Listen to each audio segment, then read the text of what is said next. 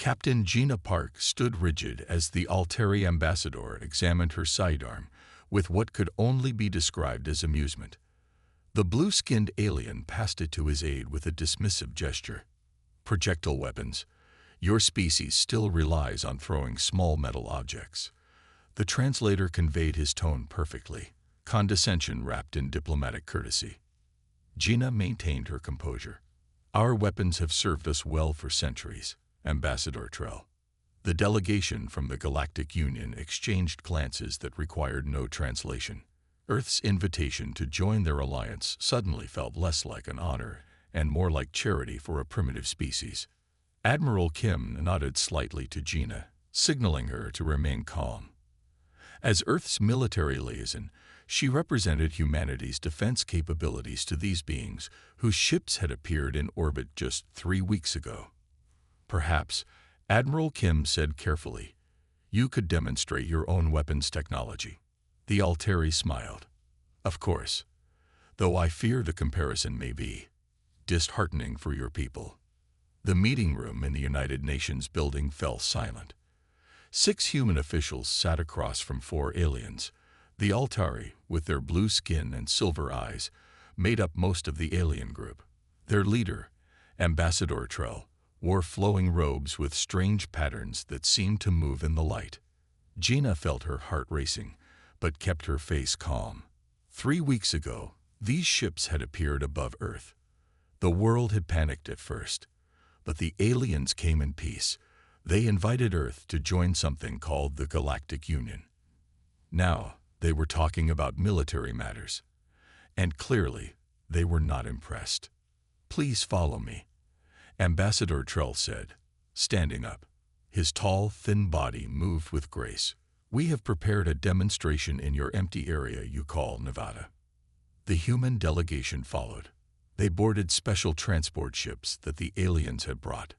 Gina sat next to Admiral Kim, her boss and mentor. Stay sharp, he whispered to her. Watch everything they do. Learn what you can. The ship flew faster than any Earth aircraft. In minutes, they were over the Nevada desert. Below them, Gina could see a test range had been set up. Several old tanks and vehicles sat in a line. They landed near a small platform. The aliens led them to seats with a good view of the range. Ambassador Trell held up a small device that fit in his palm. It looked like a smooth blue stone. This is a basic defensive tool that all Galactic Union members carry. He pressed it, and a faint blue light surrounded him. A personal shield. It stops any physical object moving at high speed. He nodded to one of his aides. The aide pulled out what looked like a small pistol and fired at the ambassador. The bullet hit the blue light and simply stopped, falling to the ground. Gasps came from the human officials. Admiral Kim leaned forward, his eyes narrow. And now, a demonstration of actual weapons, Trell said. He pointed to the line of old tanks in the distance. Another alien stepped forward, holding what looked like a slim metal rod. He pointed it at the first tank. A beam of bright green light shot out. When it hit the tank, the metal glowed and then simply fell apart. The tank collapsed into a pile of dust. The next alien held up a small cube. He tossed it toward the second tank. The cube floated to the tank, attached itself, and then the entire tank flickered and vanished. Molecular disassembly, explained Trell. The matter is converted to energy and stored. For the next 15 minutes, the alien showed weapon after weapon. Some created strange fields that warped space. Others fired energy that passed through metal like it was paper. One weapon didn't seem to do anything until they realized all plant life within 50 meters had instantly died. Gina took careful notes on her tablet. She noticed something important. All their weapons used energy, not physical objects. When the demonstration ended, Ambassador Trell turned to the humans with a satisfied expression. Now, perhaps you would like to show us your most advanced weapons. Admiral Kim cleared his throat. Many of our most advanced systems are classified. Of course, Trell said with a smile that didn't reach his eyes. Though our scans of your planet have already revealed much. Your nuclear devices, while primitive, show you have basic understanding of atomic principles. Gina felt her face grow hot with embarrassment and anger. The aliens were treating them like children. You mentioned scans of our planet, she said suddenly. Were these conducted with our permission? The question caught Trell off guard. It is standard procedure when encountering new species. We must assess potential threats. So you scanned us without asking, determined we were not a threat, and now offer us membership as a charity case, Gina said. Admiral Kim shot her a warning look, but she continued. I'm curious, what protection would Earth receive as a new member? Trell's silver eyes narrowed slightly. The Galactic Union provides collective security. However, new members must pass through an integration phase before receiving advanced technology. How long is this phase? Asked Gina. Merely 100 of your Earth years, Trell replied. Admiral Kim's face remained neutral, but Gina saw his hand tighten into a fist under the table. And during this time, we would rely on your protection. Gina pressed.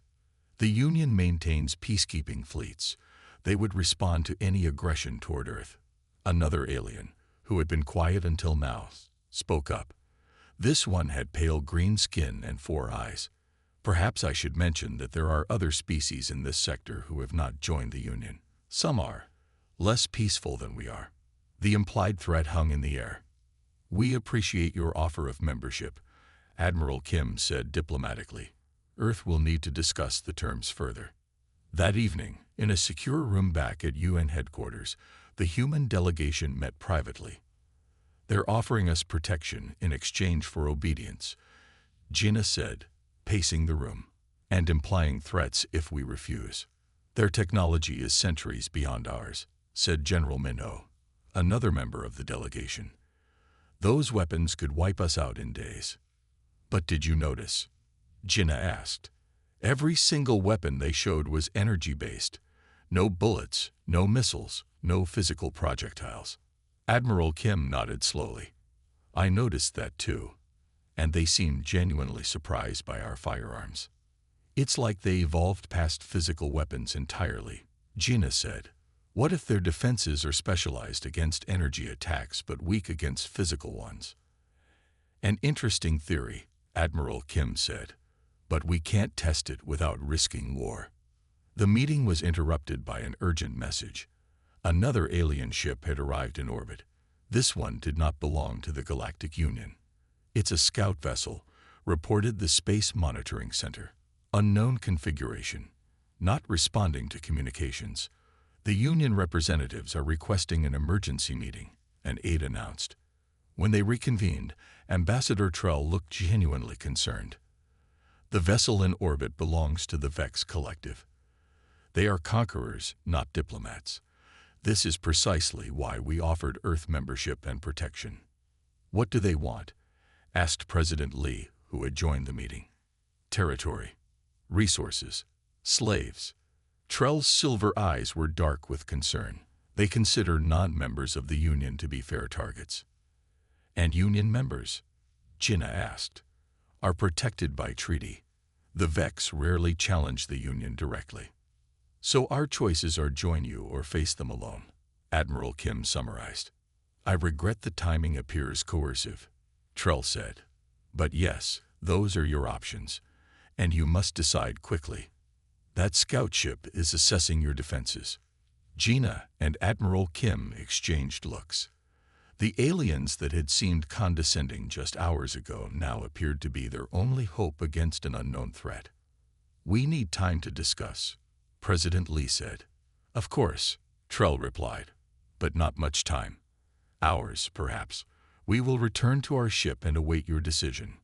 After the aliens left, the human leaders debated frantically.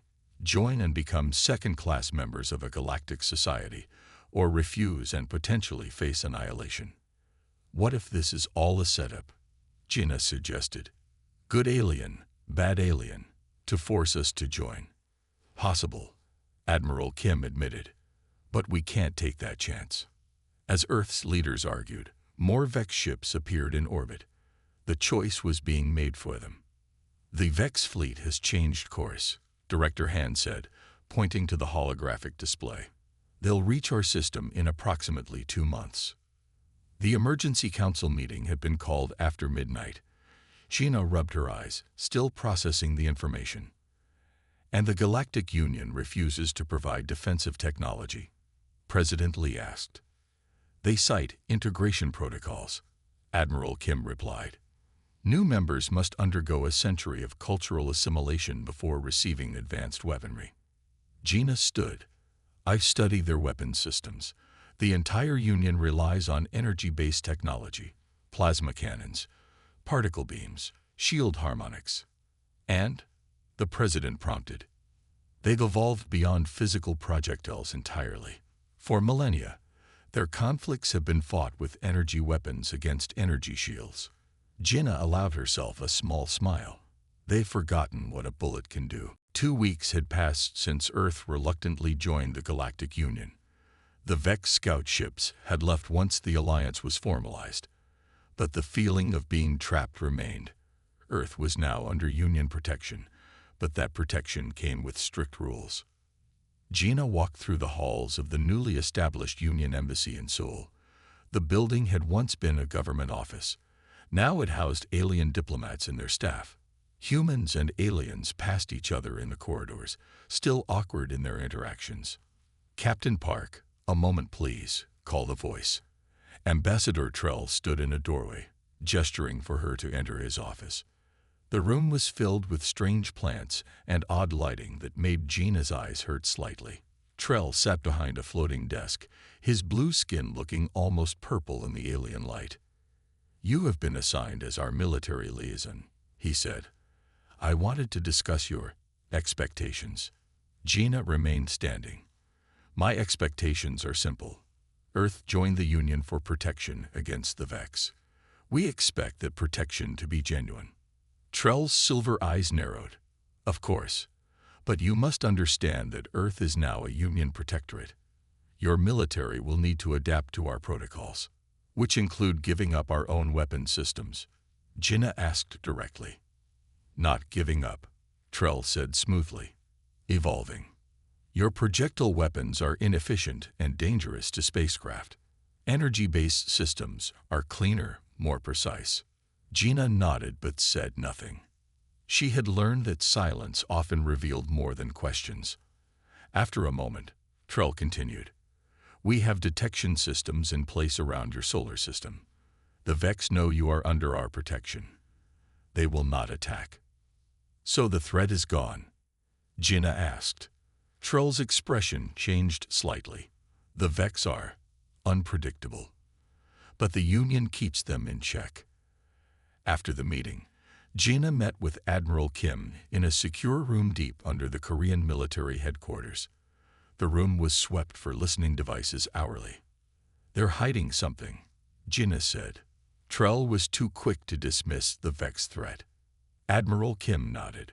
We've received disturbing reports from our new friends in the Union. Apparently, the Vex have been growing more aggressive in the past year. They've attacked 3 border systems. And how did the Union respond? Gina asked. That's the concerning part. Their response has been weak. Some suggest they fear the Vex have developed new shields that resist their energy weapons. Director Han joined them, carrying a tablet. He placed it on the table and activated a holographic display showing ship movements. This data came from our new satellites. The Vex have formed a large fleet here, at the edge of what the Union calls Sector 7. They're moving slowly, but their course will bring them to Earth in about 2 months. Gina studied the projection. Has the Union mentioned this?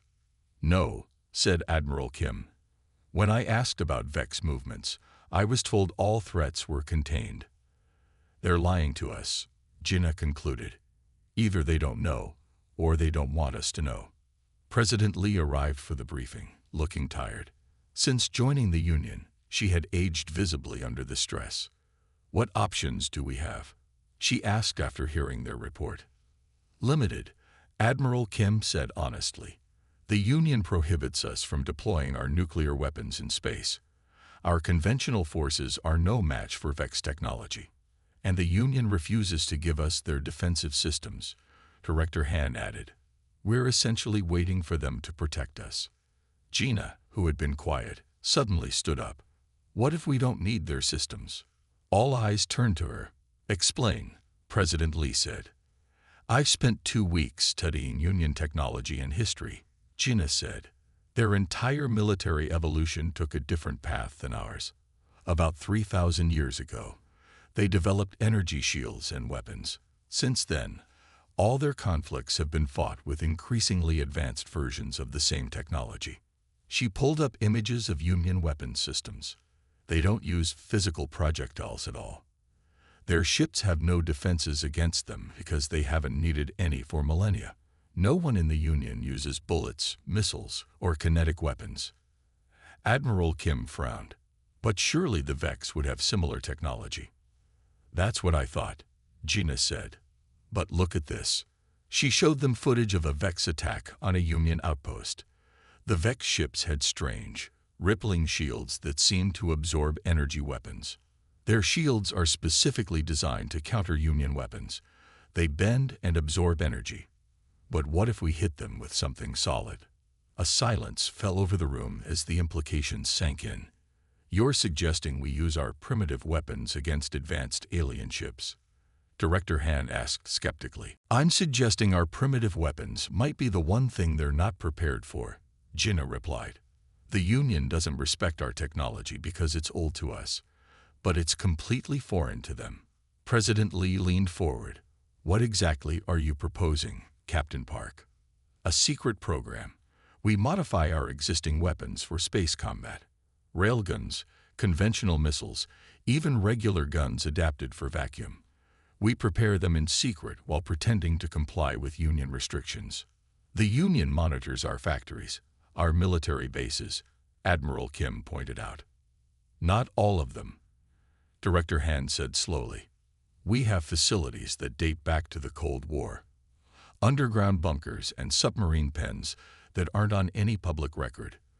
The Union scanned for active military sites, but these old facilities are dormant. President Lee considered this.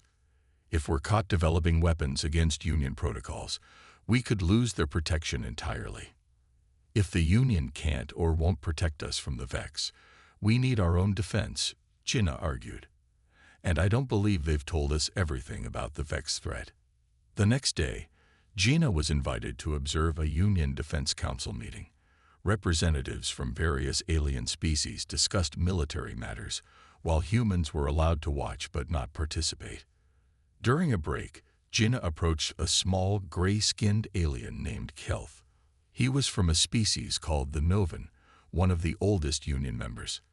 The Vex concern you, he said before she could speak. It wasn't a question. Should they not? Gina asked. Kelth looked around to ensure they weren't overheard. The Altari don't want to cause panic, but yes, the Vex are a serious threat. Their new shield technology has proven challenging. Has the Union lost ships to them? Kelth's large eyes blinked slowly. 7 battle cruisers in the last engagement. Their shields now adapt to our weapons' frequencies faster than we can adjust them. Gina tried to keep her expression neutral despite her alarm. And what is the Union doing about this? Research, mainly.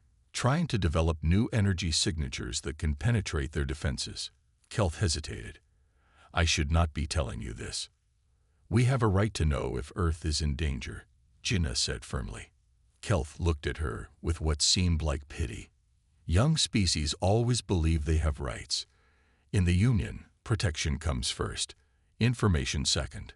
That night, in another secure meeting, Gina shared what she had learned. 7 battle cruisers lost, Admiral Kim repeated. Those are their most powerful ships. We need to accelerate our plans, President Lee decided. Director Han, activate the old facilities. Admiral Kim, select your best engineers and scientists. Captain Park, you'll lead this project. We have 2 months, Gina said. Let's hope it's enough time. As the others left, President Lee held Gina back. Captain, I'm trusting you with Earth's survival. If the Union finds out, I understand the risk, Madam President, Jinnah replied. But I believe we found their weakness. They've forgotten what kinetic weapons can do. And sometimes, old technology is exactly what you need against a new enemy. As Jinnah left the building, she looked up at the night sky. Somewhere up there, the Vex were coming. And the Union, for all its advanced technology, might not be able to stop them. But perhaps humanity's primitive weapons could do what alien technology could not. It was a desperate gamble, but Earth had no choice. The clock was ticking. The first Vex attack took Earth's lunar base in hours. Their black ships, angular and predatory, shrugged off the Union's energy weapons like water. From his command ship, Union Admiral Zeth shook his head. We cannot penetrate their adaptive shields. They've countered every frequency we possess. That's when the retrofitted Earth vessels emerged from behind Mars, old naval destroyers and battleships, modified for space, their hulls reinforced and engines replaced, but their weapons fundamentally unchanged. Captain Doyum Lee's voice crackled over the comms. Recommend your ships withdraw to minimum safe distance, Admiral Zeth. We're about to get loud. The Union ships retreated as the Earth vessels fired. Tungsten shells, railgun projectiles, and conventional missiles, physical objects moving at relativistic speeds, tore through the Vex shields as if they weren't there. Impossible, whispered Admiral Zeth, as Vex ships began to explode. The Vex arrived 2 weeks earlier than expected. Their ships appeared suddenly near the moon, their black hulls reflecting no light, their shapes all sharp angles and threatening points. Earth's newly established lunar colony had only minimal defenses, a small Union outpost with standard energy weapons. In the Seoul Command Center, Jinnah watched in horror as the live feed showed the colony being overrun. The Union defenders fired their advanced weapons at the Vex ships, but the energy beams seemed to bend around their rippling shields. Those shields are absorbing everything, Admiral Kim said, his face grim as they watched the footage. Just as you predicted. A Union emergency fleet arrived within hours, led by Admiral Zeth, a tall Altari with dark blue skin and a reputation as their finest tactician. His ships were massive, elegant vessels that dwarfed the Vex attackers. They surrounded the moon and opened fire with their most powerful weapons. Nothing happened. The Vex shields flickered and adapted, changing color and pattern to match each new energy signature the Union weapons produced. The lunar colony is lost, Director Hand reported. All personnel either evacuated or... He didn't finish the sentence. Where are our ships? President Lee demanded. In position behind Mars, Jinnah replied. Ready to deploy on your order. For 2 months, they had worked in secret. Old military ships, destroyers, cruisers, even a battleship from the previous century, had been carefully modified for space combat. Their hulls were reinforced with new materials, their engines replaced with Union-inspired propulsion systems that engineers had reverse-engineered from studying alien craft. But their weapons remained fundamentally the same, physical projectiles designed to cause damage through impact rather than energy. President Lee took a deep breath. Deploy Operation Throwback. The order went out. From their hiding place behind Mars, Earth's secret fleet moved into position. There were only 12 ships, all that could be modified in time. But they moved with purpose toward the battle. On the main screen, Admiral Zeth's frustrated face appeared. Earth representatives, I must order all civilian vessels to clear the combat zone. The Vex are too dangerous. These aren't civilian ships, Admiral, President Lee replied. They're our defense fleet. The Altari's silver eyes widened. What defense fleet? Earth has no space combat vessels. We do now, Jinnah said. And we request that your ships pull back to a safe distance. Safe distance? Zeth seemed confused. From what? Captain Doyum Lee, commanding Earth's flagship from orbit, answered. Recommend your ships withdraw to minimum safe distance, Admiral Zeth. We're about to get loud. The Union ships, more curious than concerned, moved away from the approaching Earth vessels. The Vex, their lunar conquest complete, formed up to meet this new threat. Their scanners would show primitive ships with minimal energy signatures, hardly worth noticing. On the command bridge of the EDS Incheon, Captain Lee gave the order: all ships, weapons free. Fire main batteries. The Earth ships fired as one.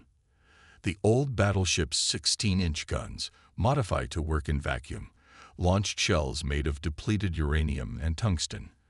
Destroyers fired their 5-inch guns in rapid succession. Railguns, hastily adapted from experimental ground units, accelerated metal projectiles to incredible speeds. And every single one passed straight through the Vex shields as if they weren't there. In the Seoul Command Center, cheers erupted as they watched the results on screen. The physical shells tore into Vex ships, ripping through their hulls. Ships that had seemed invincible moments before were now breaking apart. Impossible. Admiral Zeth's whisper was picked up by the comms as Vex ships began to explode. The Vex, caught completely by surprise, attempted to regroup. 3 of their largest vessels turned to focus on the Earth battleship. Energy weapons lashed out, but the retrofitted vessel had been equipped with Union-style deflectors specifically designed to handle these attacks. "They're targeting the Busan," Admiral Kim reported, referring to the battleship. "Their weapons are still effective against our ships." Indeed, where the Vex energy beams hit, the battleship's armor glowed hot and began to melt. But the Earth ship didn't retreat. Instead, it fired again, its massive guns sending shells directly into the attacking Vex vessels. 2 exploded immediately. The third, damaged but functional, attempted to retreat. "Don't let them escape," Jinna said urgently. "If even one gets away, they'll adapt to our weapons." Captain Lee had the same thought. "All ships, focus fire on retreating vessels. Nothing leaves this system." The Earth fleet, emboldened by their success, pressed the attack. Conventional missiles, their warheads enhanced with materials provided secretly by sympathetic Union scientists, found their targets.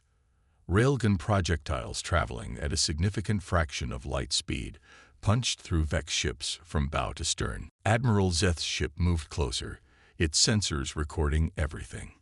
"How is this possible?" he demanded over the comms. "Their shields are impenetrable to our most advanced weapons." "Not impenetrable," Jinna replied from the command center. "Just specialized.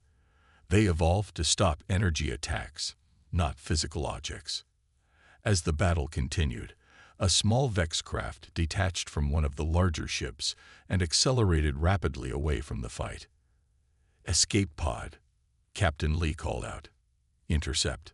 But the small craft was fast and maneuverable. It would be beyond reach within minutes.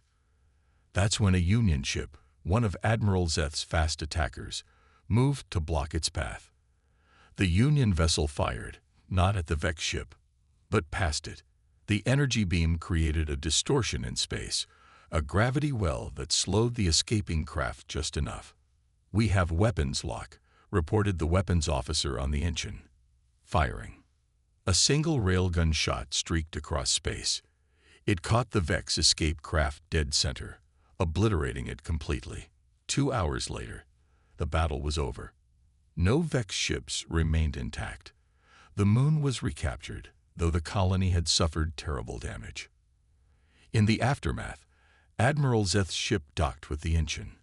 The Alteri commander requested permission to come aboard, an unprecedented honor from a high-ranking Union official to a primitive species. Captain Lee greeted him in the ship's conference room. Jinna and Admiral Kim joined via secure video link from Earth. Admiral Zeth examined one of the shells from the main battery, hefting it in his hands with some difficulty due to its weight. "In 3,000 years of Union history," he said finally, "no one has used weapons like these in space combat. We abandoned physical projectiles when we developed energy weapons. Sometimes the old ways are still effective." Captain Lee said. "More than effective," Zeth replied. "You destroyed a Vex fleet that we considered nearly invincible. Their adaptive shields have been rendering our weapons useless for months. We've lost dozens of ships and thousands of lives trying to stop their advance. Why didn't you tell us the true extent of the threat? Jinnah asked. Zeth's silver eyes met hers through the screen. The Union Council felt that newer species should be protected from certain realities, that perhaps the panic would be worse than the threat. That wasn't your decision to make, Admiral Kim said firmly. Earth has a right to defend itself. Yes, Zeth agreed, surprising them. I see that now. And it seems Earth has much to teach the Union about defense. He placed the shell carefully on the table. The Vex will return. They will adapt. But for now, you have given us something we had lost. Hope. As Admiral Zeth prepared to leave, he turned to Captain Lee. The Union rules state that new members must wait a century before receiving advanced technology. Perhaps it is time for those rules to change. Perhaps it is also time for the Union to remember some old technologies as well. After the Admiral left, Captain Lee contacted the command center. The Union fleet is forming a defensive perimeter around Earth and the Moon. I think we've made an impression. Jinnah smiled. They laughed at our old weapons. They're not laughing now. No, agreed Admiral Kim. But this is just the beginning. The Vex will be back, and next time, they'll be ready for us. Then we'll just have to surprise them again, said Jinnah. Humanity has been fighting wars for thousands of years. We have plenty of old tricks they haven't seen yet. They never developed countermeasures against kinetic weapons, explained Commander Sungo to the gathered alien officers. Their shields are calibrated for energy dispersal, not physical impacts. The Galactic Union War Council had convened on Earth, an unprecedented honor for a new species. Alien officers watched in fascination as humans demonstrated modified World War artillery adapted for zero-gravity combat. We've mounted these on our new Joint Strike vessels, Jinnah continued. Combined with your drive systems, we can deliver payloads at speeds your engineers considered theoretical. Admiral Zeth, now humanity's strongest advocate, nodded approvingly. The Vex have begun retreating from 3 sectors. Their commanders cannot adapt to weapons their sensors barely register. There's an old Earth saying, Sungo added, sometimes the old ways are best. 2 months after the battle at Earth's moon, the Grand Hall of the former United Nations building in New York hummed with activity. Aliens of a dozen species moved among the human officials. The air smelled faintly of strange spices and unknown chemicals, the natural scents of the various delegates. In the center of the hall stood a large table. Around it sat the highest military leaders of the Galactic Union. For the first time, humans were not merely observers but full participants. Jinnah sat between Admiral Kim and Commander Sungo, still not quite believing they were there as equals. The tactical data is clear, said Admiral Zeth, standing at the head of the table. His blue skin looked almost purple under the hall's lights. The human weapon systems achieved an 87% success rate against Vex shields. Our own weapons remained at 12% effectiveness. A murmur ran through the alien officers. Some looked impressed. Others seemed uncomfortable with this admission. A tall, insect-like alien named General Vril clicked his mandibles in what Jinnah had learned was a sign of disagreement. This was one battle. The Vex are adaptive. They will develop countermeasures against these primitive weapons. Commander Sungo, who had led the engineering team that modified Earth's old warships, stood up. He activated a holographic display in the center of the table. With respect, General, that may be more difficult than you imagine, he said.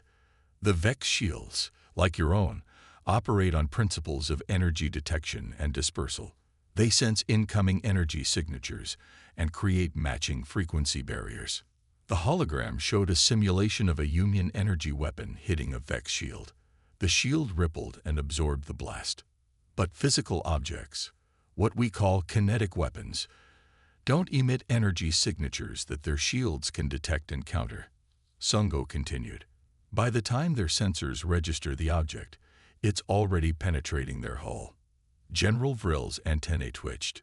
They could simply create physical barriers as well. They could, Jinnah agreed, but their entire system architecture is built around energy manipulation. Adding physical barriers would require a complete redesign of their ships. Admiral Zeth nodded. And based on recovered data from destroyed Vex vessels, they don't appear to be pursuing that approach yet. Instead, they're trying to enhance their existing shield technology. The briefing continued for hours.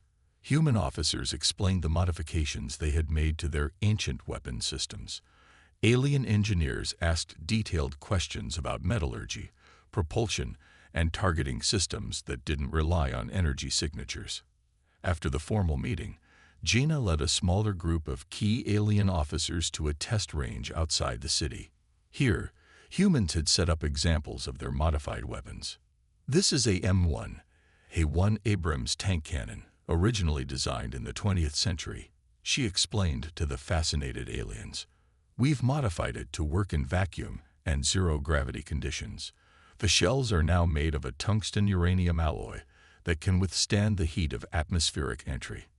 An alien with purple skin and 6 eyes ran a scanner over the weapon. Fascinating.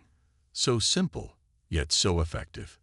And this, Commander Sungo said, moving to a larger installation, is what we call a railgun. It uses electromagnetic forces to accelerate a projectile to extremely high speeds. No chemical propellant required. Admiral Zeth examined the railgun with interest.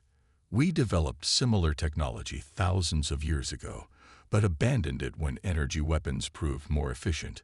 More efficient against targets without adaptive shields, Jinnah pointed out. Against the Vex, these proved far more effective.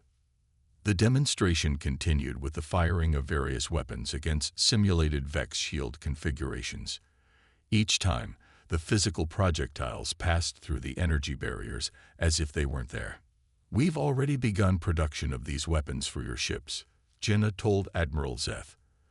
Our engineers have designed mount points that can be installed on Union vessels without major modifications. An elegant solution, Zeth said. The Union Council has approved an emergency rearmament program. 100 of our ships will be fitted with human weapons within the month. That evening, a celebration was held to mark the new partnership. Human and alien officials mingled, sharing food and drink. The atmosphere was cautiously optimistic. Jinnah found herself standing next to Ambassador Trell, the Alteri who had once mocked Earth's primitive weapons. Captain Park, he said, his tone respectful now. I must offer my apologies for my earlier misconceptions about human technology. No apology needed, Ambassador, Jinnah replied. Our weapons are primitive by your standards. That's precisely why they worked. Trell nodded thoughtfully.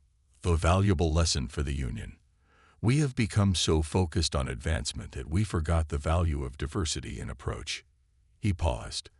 The Union has existed for over 3,000 years. In that time, we developed a certain arrogance about our ways. Before Jinnah could respond, alarms blared throughout the building. Admiral Kim rushed over to them. Vex ships have been detected entering the Proxima Centauri system, he reported. They're heading toward the Union colony there.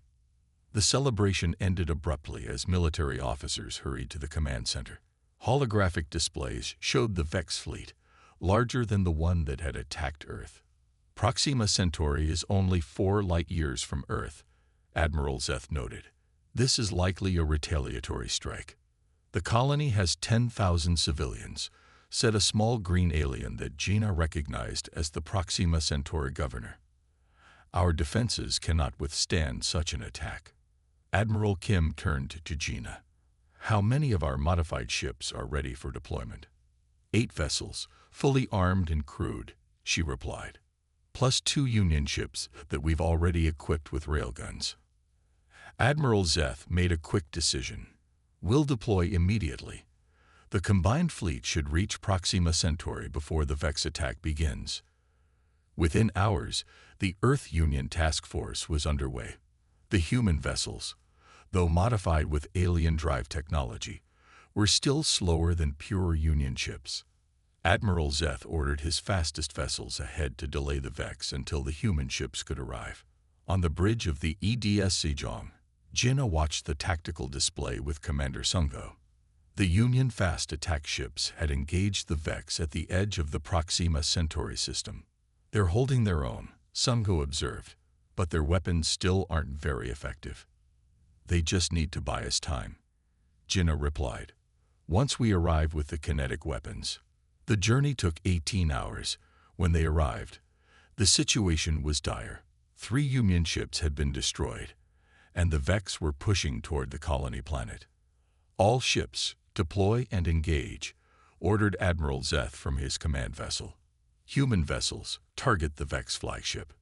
The Earth ships moved into position, their old weapon systems looking strangely out of place on vessels equipped with advanced drive systems and energy shields. But when they fired, the effect was devastating. Railgun projectiles tore through Vex shields. Modified naval guns sent high-explosive shells into vulnerable points on Vex ships. Missiles, equipped with minimal electronic signatures to avoid detection, slipped past their defenses. The Vex, clearly surprised by the presence of human weapons so far from Earth, attempted to adjust their tactics. Their ships began evasive maneuvers, trying to stay at extreme range where their energy weapons could still be effective. "They're adapting," Sungo warned, "trying to keep us at a distance where kinetic weapons are less accurate. Then we'll bring the fight closer," Jinna replied. She opened a channel to Admiral Zeth.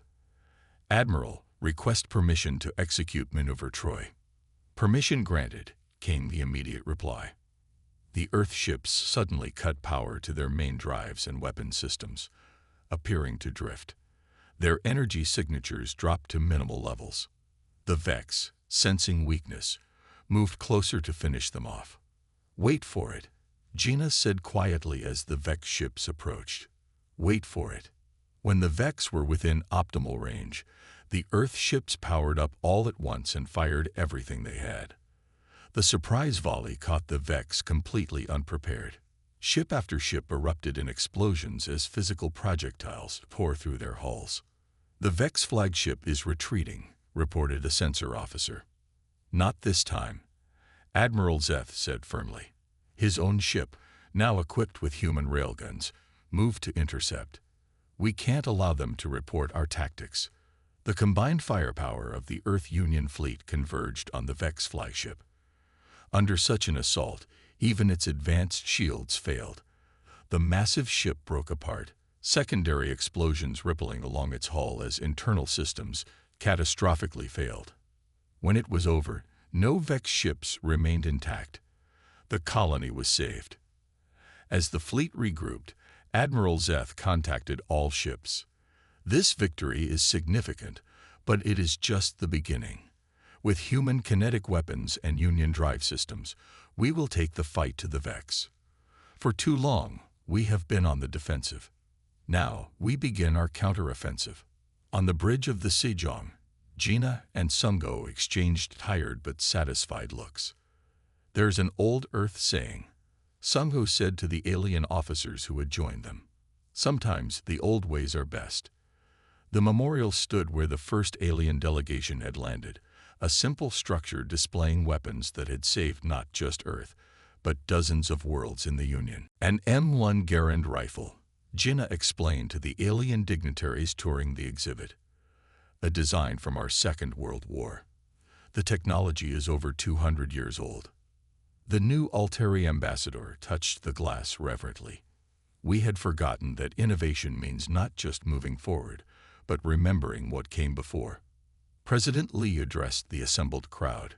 "Today marks the 5th anniversary of the Vex War's end. Earth is proud to announce the graduation of the first class from our Joint Military Academy, where all Union species now train in integrated defense tactics." Jinna watched as human and alien cadets stood together. The galaxy had laughed at humanity's old weapons until they'd fired. Now they studied them with reverence. Sometimes the most effective solution wasn't the most advanced. Sometimes it was simply a well-placed shot from a weapon everyone else had forgotten. 5 years had passed since the end of the Vex War. The spring morning was warm as crowds gathered in the large plaza outside the Galactic Union Memorial in Seoul. Humans and aliens stood side by side, waiting for the ceremony to begin. Gina, now wearing the uniform of a general, walked slowly through the memorial hall with a group of important visitors. Her hair had a few strands of gray now, earned during the 3 hard years of fighting against the Vex. This section contains the weapons that turned the tide of war, she explained to the group of alien dignitaries who followed her. The visitors came from all corners of the Union and beyond. Some were from species that had only recently joined, seeking protection from threats similar to the Vex. They stopped before a display case containing an old rifle. An M1 Garand rifle, Gina said, pointing to the weapon. A design from our Second World War. The technology is over 200 years old. The new Alteri ambassador, a younger blue-skinned diplomat who had replaced Ambassador Trell after his retirement, touched the glass reverently. Unlike his predecessor, he showed genuine respect. We had forgotten that innovation means not just moving forward, but remembering what came before, he said. Another alien, a tall 4-armed being from a distant system, examined the weapon with all 4 of its eyes blinking in sequence. My people faced the Vex only once before joining the Union. It said in a musical voice, "We lost 3 colony worlds before your joint fleet saved our homeworld." These simple tools did what our advanced weapons could not. Jaina led them through the rest of the museum. Each display showed weapons that humans had modified for the war. Naval guns mounted on spacecraft, railguns, even simple machines like trebuchets adapted to work in zero gravity for clearing space debris. In the center of the main hall sat the most important exhibit, a battered tank cannon salvaged from the EDS Sejong after the final battle of the war. The battle that had ended the Vex threat once and for all. This weapon fired the shot that destroyed the Vex command ship, Gina explained. A direct hit to their central reactor, over 200 years old in design, modified by our engineers to work in space. The alien visitors murmured in appreciation. Many took images with their various devices. General Park called a voice. Admiral Kim, now the human representative on the Union High Council, approached their group. The ceremony is about to begin. President Lee is ready. They moved outside where thousands of people had gathered. On a raised platform stood government officials, military leaders, and most impressively, the first graduating class of the Joint Military Academy. The academy had been Gina's idea. After the war, she had proposed a school where members of all species could train together, learning from each other's strengths and perspectives. The Union Council had approved it unanimously. Now, 5 years later, the first class stood ready to join the Union's new integrated defense force. 80 students from 17 species, including 15 humans. President Lee, who had led Earth through the war and into its new role as a respected Union member, stepped to the podium. Though older now, she still had the same determined expression that had inspired confidence during the darkest days of the conflict. Today marks the 5th anniversary of the Vex War's end, she began.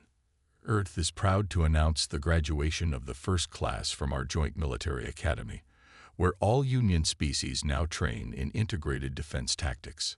The crowd applauded. Gina watched with pride as her former aide, Commander Sungo, now the Academy's chief instructor, stood with his students. Each cadet wore a uniform showing both their species' traditional military clothing and elements adopted from other cultures. 5 years ago, President Lee continued, the galaxy faced an enemy that seemed unstoppable. The Vex had developed shields that could counter any energy weapon in the Union's arsenal. They had conquered 12 systems and threatened dozens more. She paused, looking at the diverse crowd before her. Then something unexpected happened. The Union and Earth joined forces not just through treaties, but through genuine cooperation. We combined our primitive physical weapons with their advanced drive systems and sensors. Together, we created something the enemy could not predict or counter. On a large screen behind her, images from the war appeared. Earth ships fighting alongside Union vessels. joint strike teams of humans and aliens boarding Vex stations. The final battle at the Vex homeworld, where the combined fleet had finally ended the threat. Today, we celebrate not just victory, but the birth of a new approach to defense, the President said. One that values diversity of thought and technology over a single path of advancement. Admiral Zeth, now the Supreme Commander of Union forces, stepped forward to join her. The Union existed for 3,000 years before Earth joined us, he said, his deep voice carrying across the plaza. In that time, we believed our path of technological development was the only correct one. Energy weapons, shields, and drive systems grew more advanced, but they all followed the same principles. He gestured to the Academy graduates. These young officers have learned what we learned during the war, that true strength comes from diversity. Different species, different technologies, different ways of thinking. This is the foundation of our new defense strategy. The ceremony continued with the presentation of commissions to the new officers.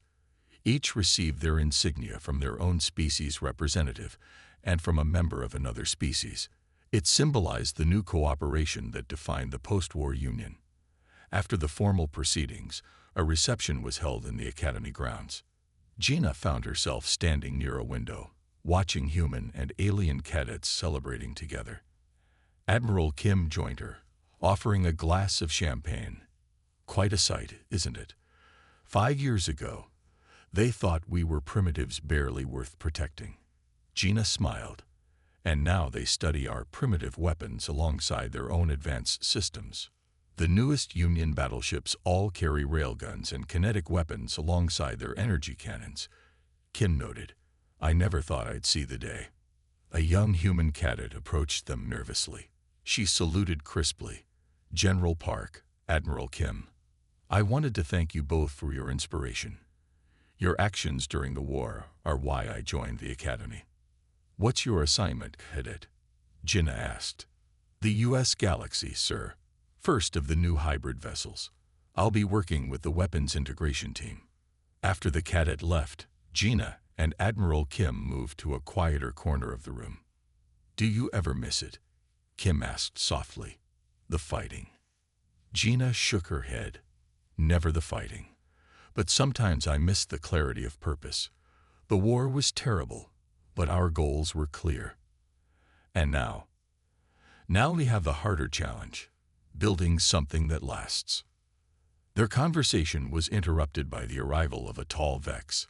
The sight still startled Gina, even after 2 years of peace negotiations. This one wore the simple gray clothing that marked him as a member of the new Vex government, the moderates who had overthrown the war leadership after their final defeat. General Park, the Vex said in the clicking language that the translators still struggled with. I wish to pay my respects. Gina nodded politely. The peace treaty had been hard-won, with many on both sides arguing against reconciliation. But eventually, reason had prevailed. Your presence honors us, she replied formally. My people are learning from our mistakes, the Vex said. We too became trapped in a single way of thinking, a single path of development. It nearly destroyed us. Later, as the sun set, Gina found herself back in the memorial hall, alone except for a single Academy cadet who was studying the displays with intense focus. Something interesting? Gina asked, approaching the young alien. The cadet, a member of a species that had joined the Union only after the war, turned to her with a gesture of respect. These simple machines saved the galaxy, the cadet said. On my world, we have a saying. The newest tool is not always the best tool. Gina smiled. We have a similar saying. Sometimes the old ways are best. As she left the memorial, Gina looked up at the night sky. Somewhere up there, the new joint fleet patrolled. Ships carrying weapons both ancient and advanced, crewed by beings from dozens of worlds, all working together. The galaxy had laughed at humanity's old weapons until they'd fired. Now they studied them with reverence. Sometimes the most effective solution wasn't the most advanced. Sometimes it was simply a well-placed shot from a weapon everyone else had forgotten. And sometimes, Gina thought as she watched a Union ship pass overhead, its lights blinking in the darkness. The greatest weapon of all was the ability to learn from the past while building the future.